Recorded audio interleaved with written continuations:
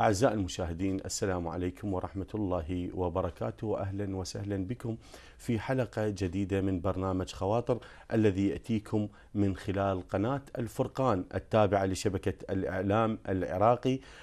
ضيفي في حلقة اليوم شاعر من محافظة ميسان، وكما عودناكم نحن في برنامج خواطر أن نلتقي بالشعراء الشباب في الفترة الأخيرة، نسلط الضوء عليهم، نحاورهم، نقف عند تطلعاتهم المستقبلية للقصيدة الشعبية وعند همومهم. تجولنا كثيرا في محافظات العراق، وقفنا عند محافظة البصرة وشعراء البصرة على ضفاف شط العرب، وانتقلنا إلى محافظة الحلة، إلى محافظة كربلاء، إلى محافظة الديوانية. الكثير من المحافظات العراقية البطلة تجولنا فيها، وكانت عدسة خواطر حاضرة مع كل شعراء العراق.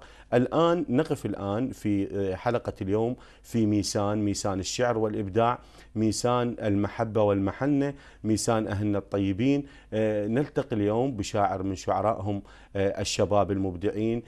هذه المدينة التي أنجبت الكثير من المبدعين للساحة الشعرية والمشهد الشعري العراقي، أمثال نعمة مطر وفاضل غضبان وسعد محمد الحسن وعلي راضي ومحمد فليح وعادل الدراجي ونصير هاني وأحمد الذهبي، والكثير من الشعراء المبدعين لا يسعني ذكرهم جميعا، وعبد الكريم القصاب شاعرنا الكبير المبدع.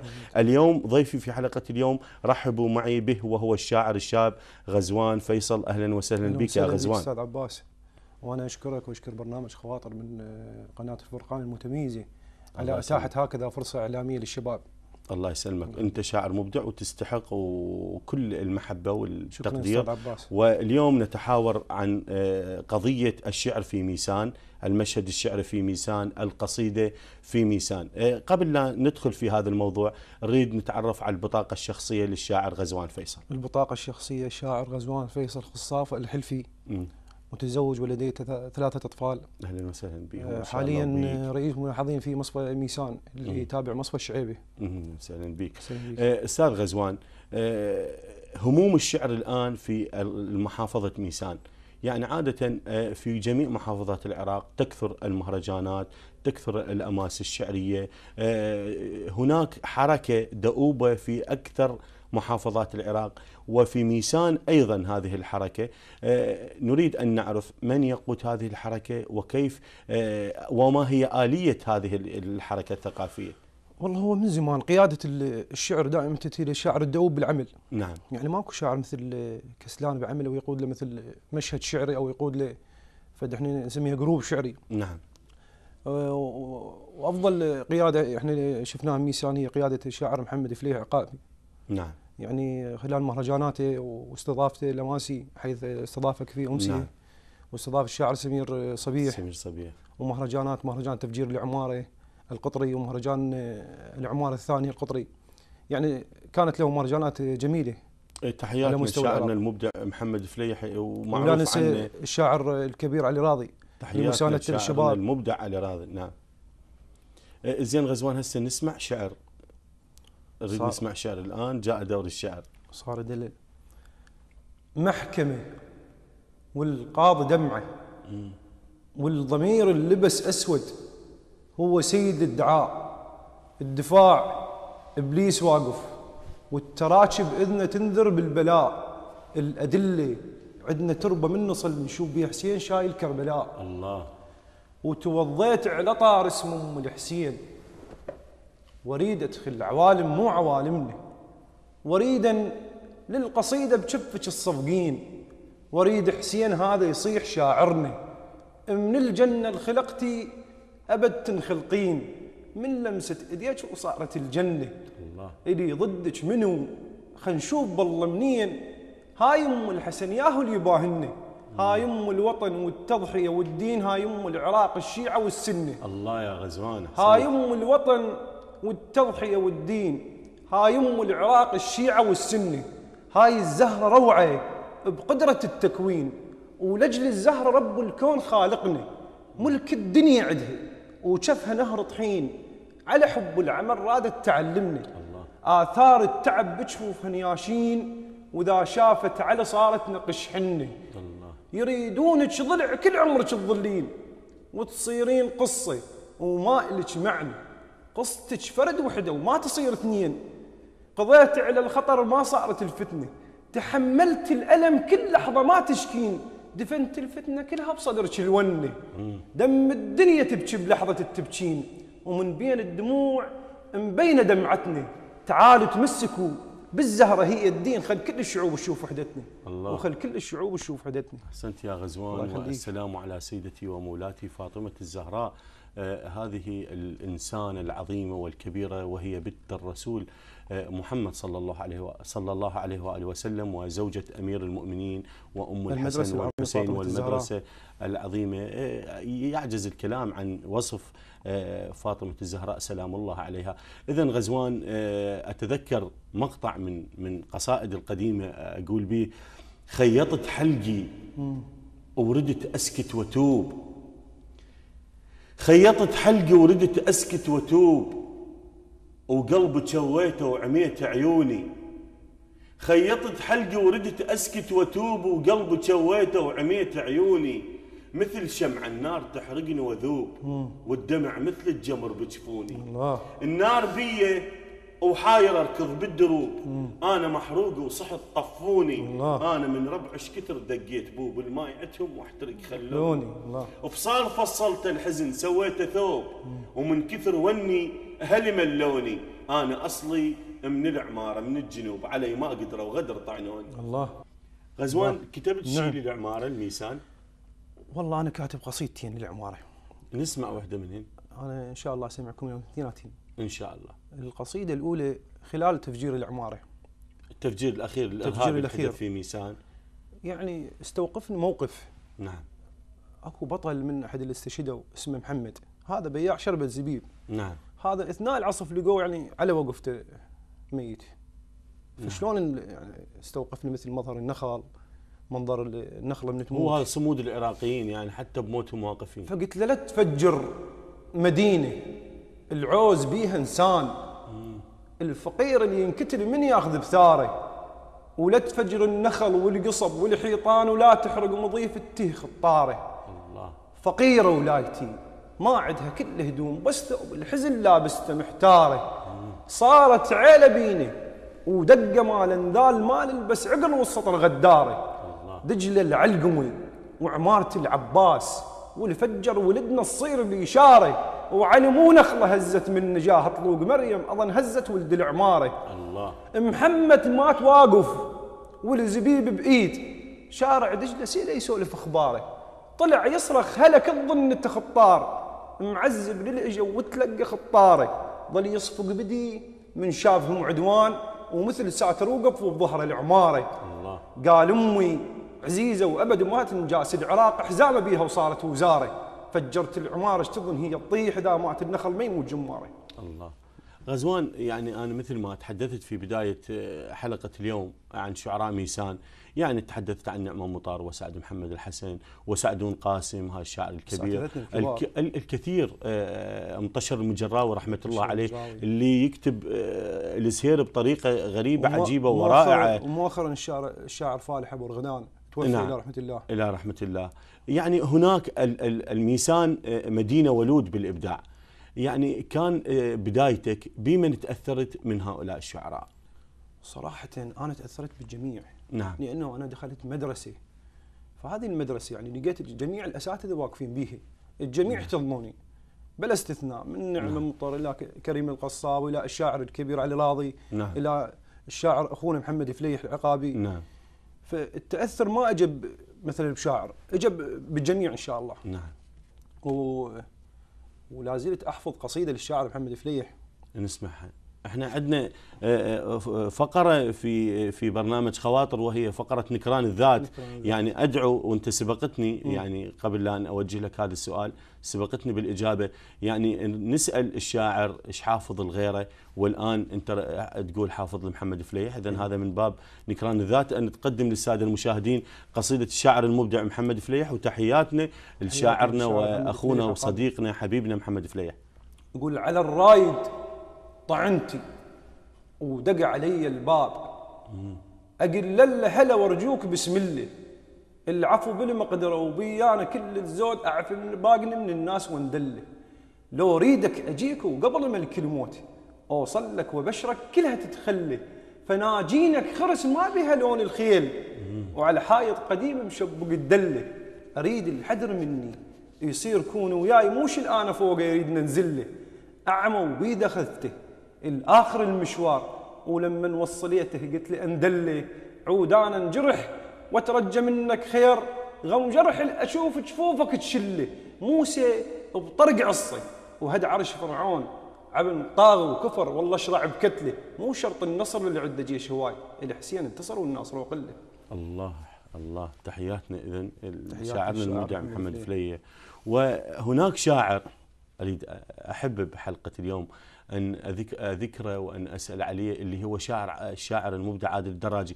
عادل الدراجي يعني غاب عن الساحه مع وجوده الشعري، مع ابداعه الكبير، يعني انت قريب منه اكيد. انا نسبه هذا الى كسل عادل. نعم. عادل من النوع الكسول في المنظار الشعري.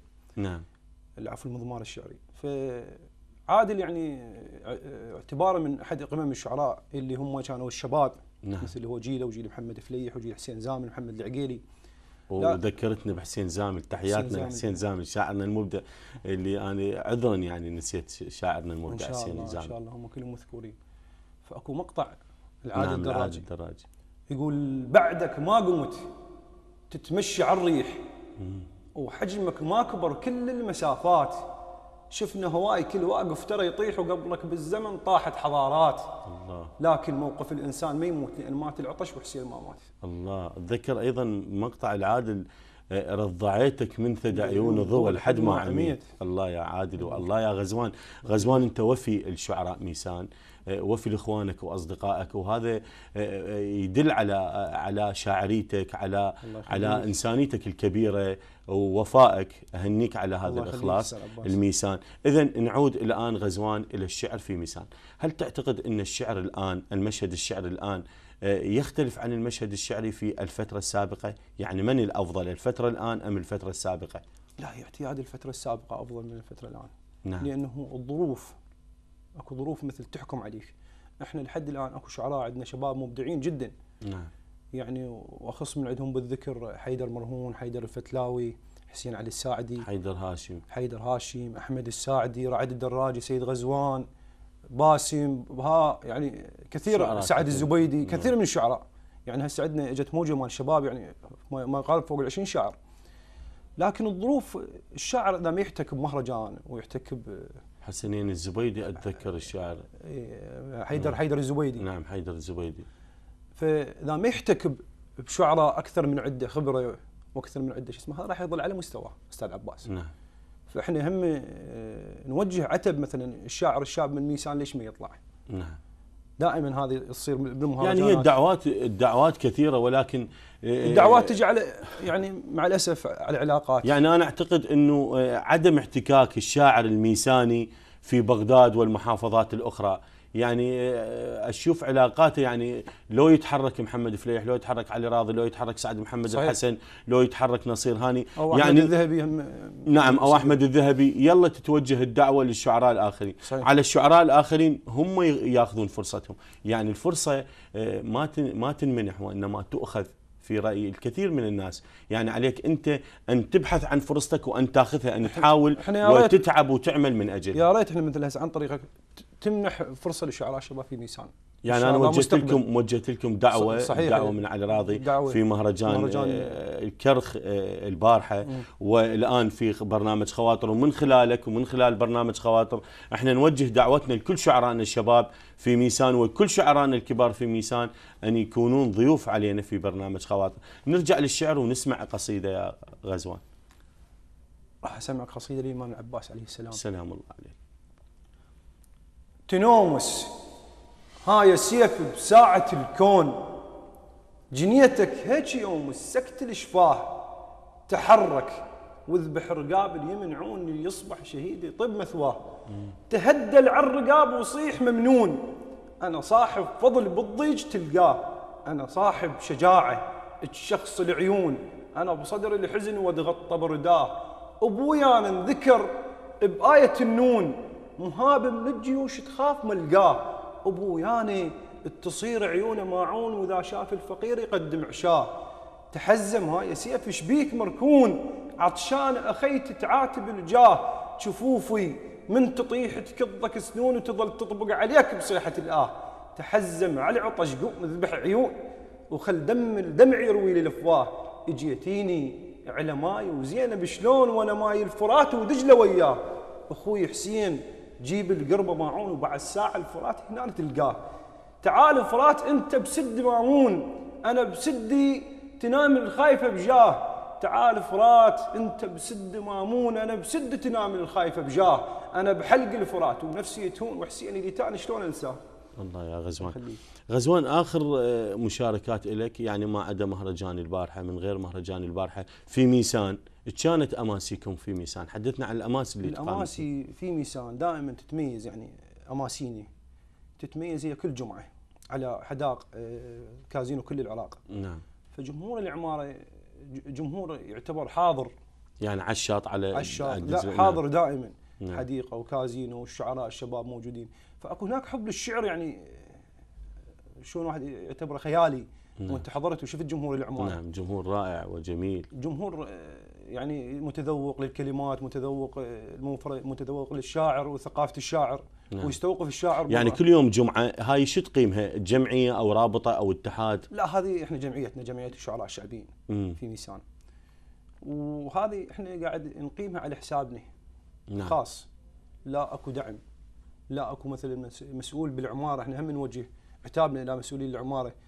قال في يوم من الايام هذا الشعراء اللي يتبنون المشهد الثقافي لمدينة ميسان، يعني خلنا ادعمهم في اليوم، خلنا اسوي لهم امسيه، اسوي لهم مهرجان. هذا ما موجود استاذ عباس. يعني انا اتذكر في مهرجان، انه في مهرجان كان المهرجان يقام بالمجر، في قضاء المجر. يعني كان المحافظ من بين عادل مهودر، تحياتنا المحافظ ميسان، هذا الانسان الرائع، تحياتنا له. يعني عادل مهودر اجى وقعد ما بين الجمهور قعده بسيطه، وشارك الشعراء وشارك الناس همومهم. فما اعتقد انه يعني اذا توجهون تحيه او دعوه لعادل مهودر ما يجي استاذ عادل المحافظ ميسان. تحياتنا للاستاذ المحافظ. الاستاذ المحافظ يعني دائما مشاغله كثيره. نعم.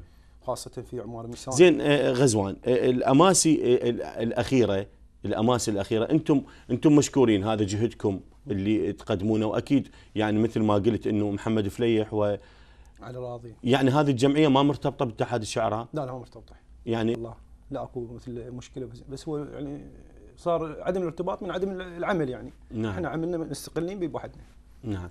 اذا غزوان، خلاف القصيده الشبابيه الان، بماذا تختلف عن القصيده السابقه؟ يعني لها مميزات. ما هي مميزات القصيدة الشبابية الآن، المشهد الشعري الشبابي الآن، عن القصيدة اللي سبقتها؟ يعني ما هو اختلافكم أنت وأبناء جيلك عن علي راضي، عن سعد محمد الحسن، عن سعد بن قاسم، عن نعمة مطر، يعني هذه الأسماء اللي سبقتكم؟ يعني دائما تميزت الأجيال اللي سبقتنا بالصورة الرمزية. أنتم قصيدتكم بيش تميزت؟ احنا تميزت يعني أنا قاعد أشوف أكثر صور الشباب بالصورة المباشرة والصريحة، تتناسب ويا أذواق الناس. قبل مثلا كانوا يخاطبون فئة مثقفة. نعم، النخبة. يعني قصيدة الأجيال السابقة لا زالت يعني لحد الآن تخاطب النخبة، بس القصيدة مال الشبابية، شباب العراق يعني أكثر، قاعدة تخاطب يعني النخبة، وتخاطب الجمهور الغير واعي والجمهور يعني المثقف. يعني أنا أخالفك بهذا الرأي غزوان. يعني نعمة مطر خاطب النخبة وخاطب العامة، يعني هو الشعر شعر. احنا نحكي عن جيل، يعني ما نحكي مثل عن حالات نعم منفردة بوحدها. نعم مطر صحيح البلبل الما صدح خمريشة تلقى جروح. نعم. يعني في صورة واصلة للجميع. نعم. بس هي احنا نحكي عن جيل كامل، مثل اكو اجيال مثل صاحب الضويري وكاظم خباط، من وادم عرو، من وادم بدو، من كل شيء ما يخافون اشد الخوف من العار. يعني هي صحيح توصل النخبة وهذا، بس اكو يعني ناس مثل تمر عليه مرور الكرام. نعم. وهذا الشيء اللي فعلا مثل احنا مهم نحكي عن حالات منفرده. الشاعر الكبير كاظم اسماعيل القاطع، تحياتنا الشاعر الكبير، جبل الشعر العراقي كاظم اسماعيل القاطع. دليل على ذاك بانه شعره قام يوصل الى المغرب العربي. شاعرنا المبدع هو كاظم اسماعيل القاطع، احد شعراء ميسان المبدعين. صحيح. يعني هو ابن ميسان البار، وايضا هناك اسماء كثيره، ولكن يبقى كاظم اسماعيل القاطع في مقدمة جيل اللي ولد من هذه المحافظة العظيمة. إذن غزوان نرجع للشعر، وش راح تقرأ لنا؟ راح أقرأ لك قصيدة إلى الوطن. نعم.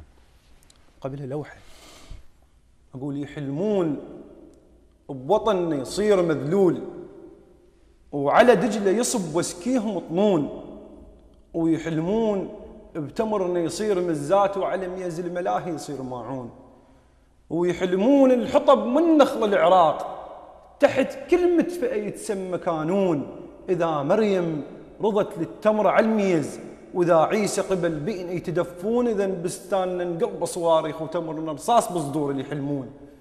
وأحبك يا وطن وعيوني تهواك، إش ما زاد الألم صدقني قابل يا وطن، ثق ما أطخ رأس، أنام وأقعد ببدلة مقاتل، وبوسك كل صبح كم بوسة وداع صدر السنبل اللي شفت المناجل.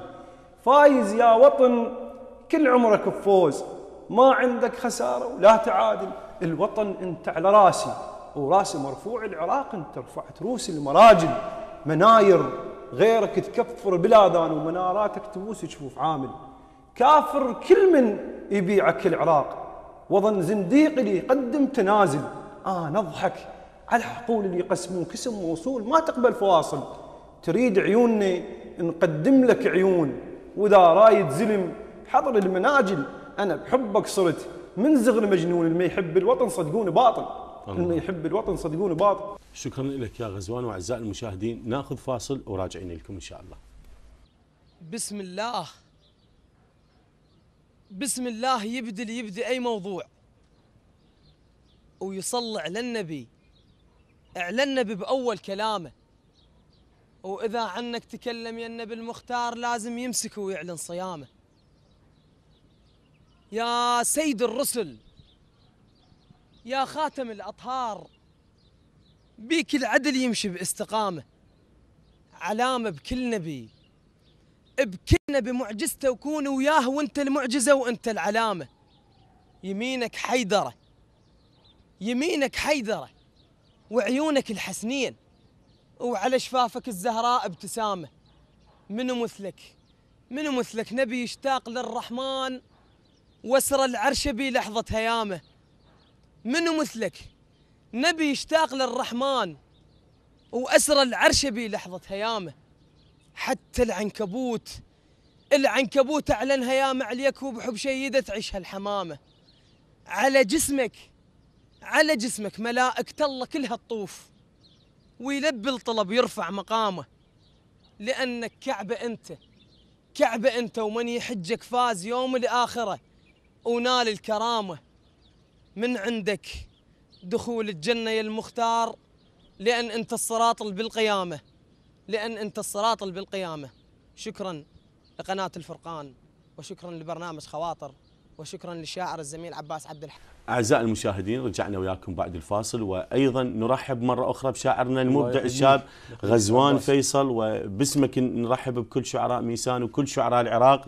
وهذه دعوة مني في برنامج خواطر يعني إلى كل الشعراء، أغلبهم يعرفون أرقام هواتفنا، احنا في برنامج خواطر يتصلون بينا، وما نريد نغبن أحد، ولكن هو باب خواطر وباب الفرقان مفتوح لكل خدمة الإمام الحسين، لكل شعراء العراق بصورة عامة. نتمنى أن يتصلون بنا ويشاركونا بحلقات برنامج خواطر، وهذه أكرر دعوة مفتوحة للكل بدون استثناء. فإحنا ما نحدد برنامجنا بالعلاقات فقط، لا ألتقي فقط بأصدقائي، بل مع محبتي وكل أصدقائي هم شعراء العراق جميعا أصدقائي. هذه دعوة مفتوحة لكل شعراء العراق. وأيضا احنا وجهنا دعوة للشاعر محمود عبد العزيز من الموصل، وإن شاء الله راح يصير، ما نريد نبقى بمحافظاتنا الجنوبية، وعذرا للإطالة في حديثي أعزائي المشاهدين، ولكن شعراء محافظة الأنبار البطلة، شعراء الفلوجة، شعراء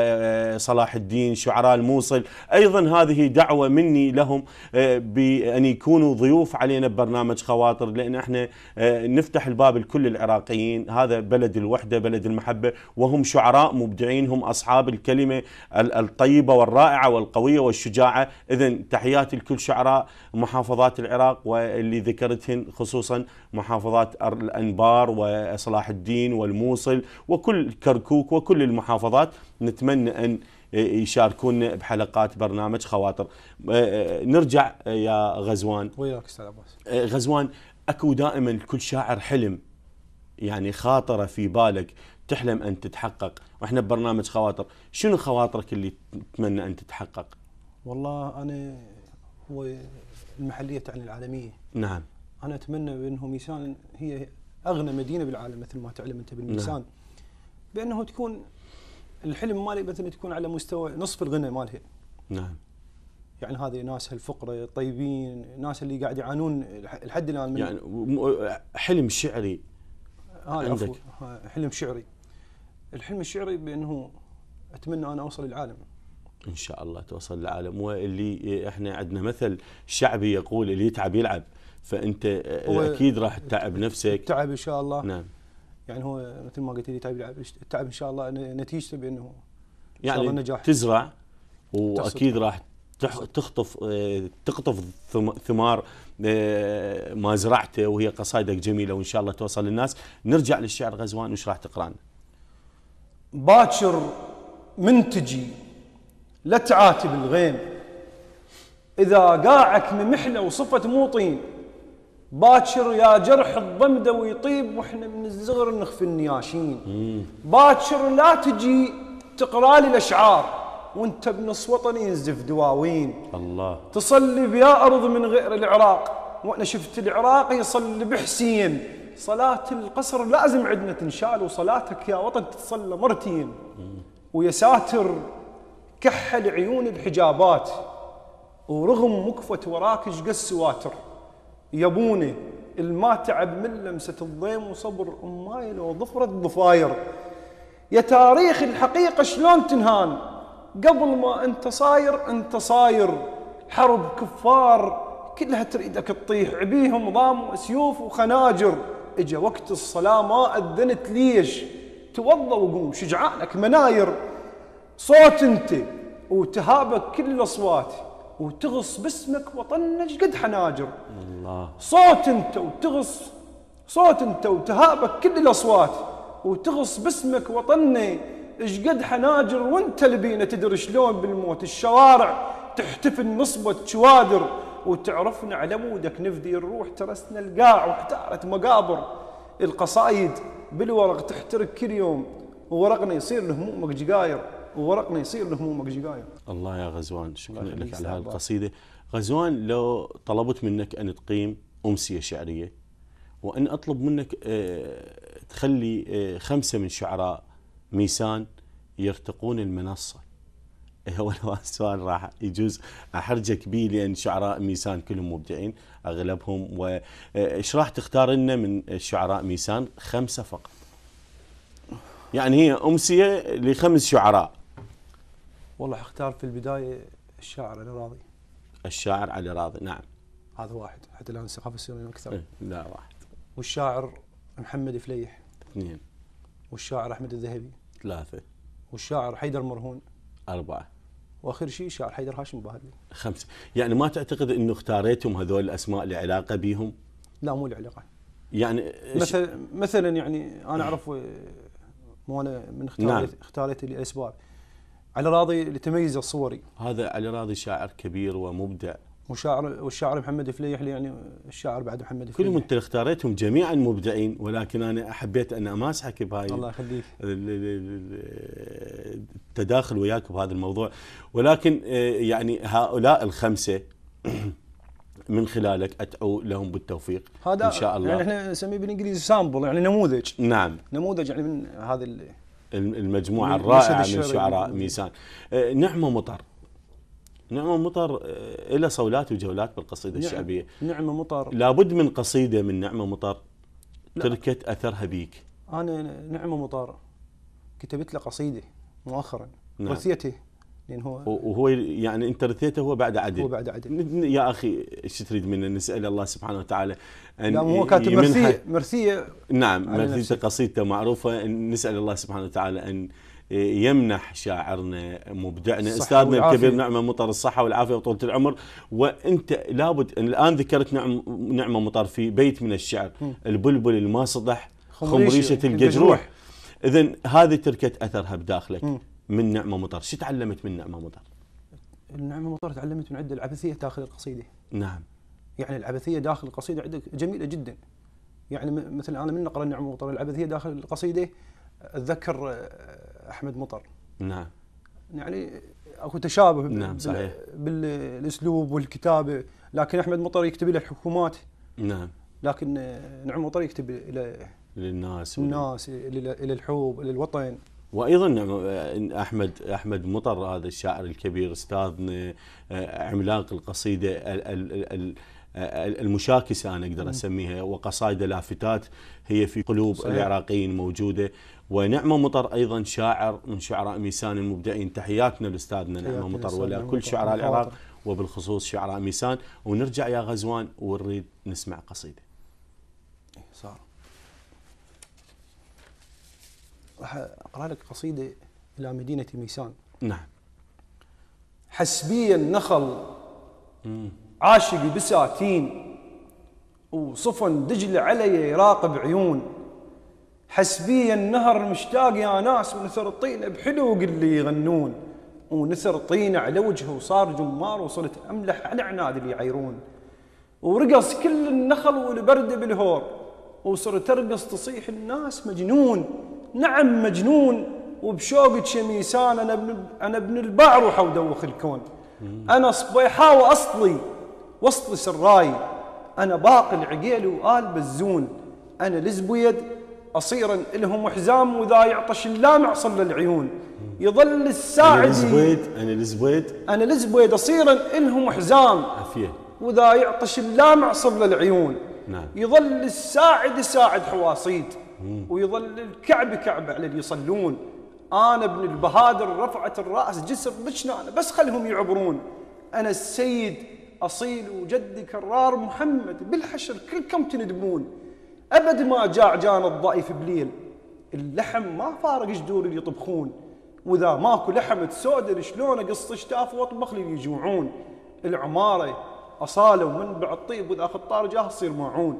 الله. واذا خطار جاه تصير معون. يعني غزوان بهاي قصيدتك جمعت عشائرنا الطيبه البطله، عشائر ميسان في هاي القصيده. هذه قصيدتي انا اول ما جيت. نعم. سابقا كان اتحاد الشعراء. نعم. يعني ب 98. نعم. جمعت كل عشائر ميسان بهاي القصيده. كنت انا كاتبها مثلا على فطره الشعريه لانه بدايتي. نعم. فلاقت استحسان الشعراء، يعني اعتبرها هذه هويتي اول ما اجيت. نعم. انا. إذا تحياتنا لكل عشائرنا في ميسان، وأشكرك على هذه المحبة الكبيرة. يعني يا غزوان أنت تحمل حب للناس، وهو هذا باب من أبواب الإبداع. وأتمنى كل الشعراء أن يكونون يحملون الحب للناس، لأن أتذكر بيت من الشعر للشاعر أحمد عبد الحسن يقول: ايش قد الناس تحب الشاعر لازم هو يحب الناس. الله. فيعني هو بدايته تجربته احمد تجربه بسيطه، وعلى بدايه الطريق ان شاء الله نتمنى له التوفيق. وغزوان نرجع، احنا سالناك عن نعمه مطر. الان ارى هناك خط فاصل بينكم وبين الاجيال السابقه، يعني بامسيتي اللي في ميسان. نعم. يعني وبأكثر الأماسي أنه هناك يعني بأماسيكم اللي تنقام الآن. يعني يجي سعد محمد الحسن يحضر الأماسي، يجي فاضل غضبان، يجي نعمة مطر، يجون دائما يحضرون. يعني أنا دائما ألاحظ حضور الشاعر علي راضي وأماسيني. يعني علي راضي هو الآن داينامو، يعني هو مثلا كشاعر كبير.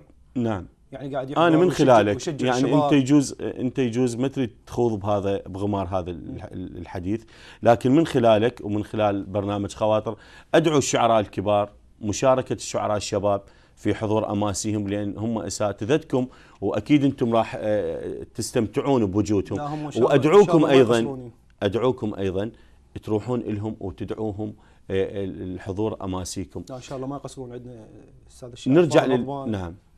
يعني دائما يحضر ودائما نروح نلتقي به. اذا نرجع للمشهد الشعري في ميسان، وش تتوقع للقصيدة الشعرية في ميسان؟ يعني مستقبل ماذا تتوقع للقصيدة الشعرية في ميسان؟ مستقبلا هناك أسماء تراهن عليها في القصيدة؟ أسماء شبابية. نعم. شبابية يراهن، يعني من اللي ما ظاهرين. ما ظاهرين أراهن عليهم، شعراء مبدعين. تقدر تذكر يعني لهم؟ أنا مساعد أعدد لك أسماء: حيدر مرهون، نعم. حيدر الفتلاوي، رعد الدراجي، سيد غزوان الغالبي. نعم، هذه الأسماء اللي تراهنون عليها. هاي أسماء شبابية قاعد تظهر بالساحة. نعم. سعد الزبيدي، بهاء السويعدي، يعني اكو اسماء، احمد الساعدي. نعم. مو تحياتنا لرادود احمد الساعدي، بس الشاعر احمد نعم الساعدي. الشاعر احمد الساعدي من ميسان. تحياتنا الاثنينهم لخادم المنبر الحسيني الرادود احمد الساعدي والشاعر احمد الساعدي وكل شعراء ميسان. اذا ليش لحد الان يا غزوان ما طبعت ديوانك؟ مع العلم انت عندك كثير من القصائد. يعني الديوان صعب في هذه الفتره استاذ عباس. نعم. انتم اقدم من عندنا تجربه. يعني انا ما اسالك انت مثل ليش ما طبعت انا ديواني موجود عصافير الجنوب انطبع بلبنان الحمد لله والشكر. لا مثلا هسه الان هاي الفتره عصافير الجنوب ادبي قديم. اي اذا غزوان انا اسالك وسالتني نفس هذا السؤال. الان يعني طباعه الديوان هناك مشروع جديد راح نطبع الكثير من الشعراء راح يطبعون دواوينهم، ولذلك انا حبيت اسالك خاطر اوجه لك الدعوه مثل جوابي. يعني اكو اميه، هناك مشروع جديد، اميه ثقافيه بالشارع. نعم هناك مشروع جديد راح نختار من كل محافظه مؤسستنا اللي اعمل بها انا مدير العلاقات والاعلام. مؤسستنا راح تطبع من كل محافظه تختار 5 شعراء راح تطبع لهم ديوان. فانا من هذا الباب جميل. حبيت اسالك لان هي راح يصير تكلفه الطبع وكذا. استاذ عباس نضمن نجاحه بالشارع ان شاء الله. يعني انت اللي عليك تسويه ويبقى على الناس. اذا من انت صرت مقدم البرنامج وانا صرت ضيف، ارجع لك وش راح تقرا لنا يا غزوان؟ راح اقرا لك قصيده على الوطن. نعم. قبلها مقطع. نعم. انا براسي نعم شعر خلاني ما نام، يومية يظل الصبح سهران، يحزمني ويدليني على الموت، واقول له يا شعر كاف انا تعبان، الله على الغزلان اخاف انا بعد ما افوت، لان ذيابه لبست جلد غزلان، الله اظل ارجف اذا شفت العصافير، انا اعرف خوف لكن صحت بردان، اللي يمد كفه علي يلقاني خدين، بعد ما ادير خد اعترف خسران، هزمني الخوف كل عمري بلا سلاح، تعودت الهزيمه وصارت ادمان، هزمني الخوف كل عمري بلا سلاح، تعودت الهزيمه وصارت ادمان، اريد اعشق مثل كل اللي يعشقون، واريد الناس هذا الصيح والهان، اريد ابن وطن كل دمعه ما بيه، اغطيه بالضحك ما تشوف الاحزان، اغطيه بالضحك ما تشوف الاحزان، وشفت النرجسيه بعين كل الناس، وبعينك شفت معنى التواضع، نطب عالم خيالي سوالفك بستان، اللي يطب عالم خيالك ما هو راجع، طبعك ما ترد كل من قصد ليك، اذا كافر يجي تذبح له جامع، تهب سيوف منها تدنق الروس، بس انت ولا فد يوم راكع، اجتنا من الظلام انواع الاشكال، وكلها تريدك انت تصير تابع، بيك تحيرت ما حد قدر ليك، صدق لي هسه روحك بس تنازع، تكفنا من السياسه هواي داسوك، جبتها من الزغر كل يوم طابع، اذا ازمه شرف ما تقول لي ايش بيك، عليك تشابهت كل الاصابع، واذا ازمه ثقه معروف اللي يخون، مثل ثعلب تشوف بقسطه طابع، يا بير النفط بس توقف اليوم باكر دم تبكيها المصانع، انا اسف اذا صوتي عل عليك، ابوي انت وانا من ظهره طالع العراق، انت جبل ما عاز ادليك، بس دلينا انا اليوم ضايع، بس دلينا انا اليوم الله ضايع. الله. سامحني يا موطني ولا تزعل ترجاك، واعذرني من الانفعل عند عتب وياك، خلصت عمر إلك ما بين موت وموت، وحبك قبل مشنقة بيها الرقاب تفوت، موت أحمر انت كنت وحبك يفلش بيوت، حبك درب ينتهي آخرته للمقبرة، ما كنت انت وطن يعني كنت تابوت، هذا سابقا، ولكن العراق الآن بخير إن شاء الله. شكرا لك يا غزوان. الله يخليك. تحياتنا لكل شعراء العراق من خلالك، تحياتنا لكل شعراء ميسان اللي اخوتنا واساتذتنا. شكرا لحضورك اليوم ببرنامج خواطر، شكرا جزيلا لك.